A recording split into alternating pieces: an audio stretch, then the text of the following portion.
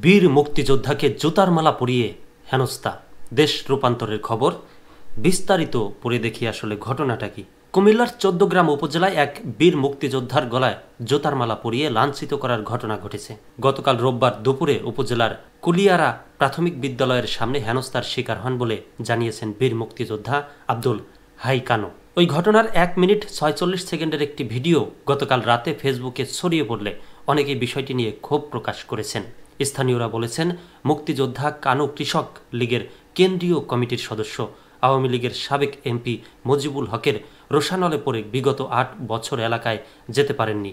বাড়িঘরে হামলা করা সহ একাধিক মামলা দেওয়া হয় ওই বীর মুক্তিযোদ্ধার নামে। গতকাল দুপুরে বাড়ির পাশের গ্রামে তাকে একা পেয়ে স্থানীয় অন্তত ১০ থেকে ১৫ জন ব্যক্তি তাকে হেনস্থা করে গলায় জুতার মালা পরিয়ে দেন। পরে তাকে লাঞ্ছিত করা হয়।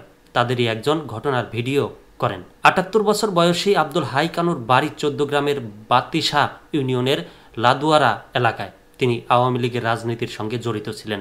হেনস্থাকারীরাও একই এলাকার বাসিন্দা। ফেসবুকে ছড়িয়ে পড়া ওই ভিডিওতে দেখা যায় ২ জন ব্যক্তি মুক্তিযোদ্ধার কানুর হাত টেনে সামনে নিয়ে যাচ্ছেন। কানুর গলায় রশি দিয়ে বাঁধা কয়েকটি জুতা দেখা যায়। তার আশপাশ ঘিরে ছিল আরও ১০-১৫ লোকজন। এক পর্যায়ে কানু জুতার মালা সরিয়ে এলাকায় থাকার আকুতি জানালেও তাকে এলাকা ছাড়ার হুমকি দিতে থাকেন ঘিরে থাকা লোকজন। ওই ব্যক্তিদের একজনকে বলতে শোনা যায়, গ্রামে লোক সামনে মাপ চাইতে পারবেন কি না। তখন কানুকে ২ হাত উপরে তুলে মাপ চাইতেও দেখা যায়। ঘটনার পর অসুস্থ অবস্থায় ওই মুক্তিযোদ্ধাকে ফেনীর একটি হাসপাতালে ভর্তি করা হয়েছে। তিনি সাংবাদিকদের বলেন, স্থানীয় প্রবাসী আবুল হাশেমের নেতৃত্বে ওহিদ রাসেল পলাশ সহ ১০ থেকে ১২ আমাকে একা পেয়ে জোর করে জুতার মালা গলায় দিয়ে ভিডিও করে। আমি বিগত সময়ের তাদের কোনো ক্ষতি করিনি। থানায় অভিযোগ কেন দিতে চাইছেন না, এই প্রশ্নে আব্দুল হাই কানু বলেন, বিচার কার কাছে চাইব? মামলা দিয়ে আর কি হবে? এমন বাংলাদেশের জন্যই কি জীবন বাজি রেখে যুদ্ধ করেছিলাম? এই ঘটনায় অভিযুক্ত আবুল হাশেম বা অন্যদের সঙ্গে যোগাযোগ করা যায়নি। ১৪ গ্রাম থানার ভারপ্রাপ্ত কর্মকর্তা ওসি এটিএম আক্তারুজ্জামান বলেন, বীর মুক্তিযোদ্ধাকে যারা লাঞ্ছিত করেছে তাদের বিষয়ে খোঁজ খবর নেওয়া হচ্ছে।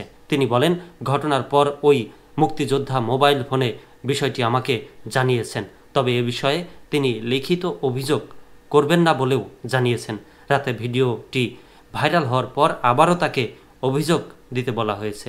আমরা ঘটনায় জড়িতদের নাম পরিচয় সংগ্রহ করছি। তাদের বিরুদ্ধে আইনগত ব্যবস্থা নেওয়া হবে।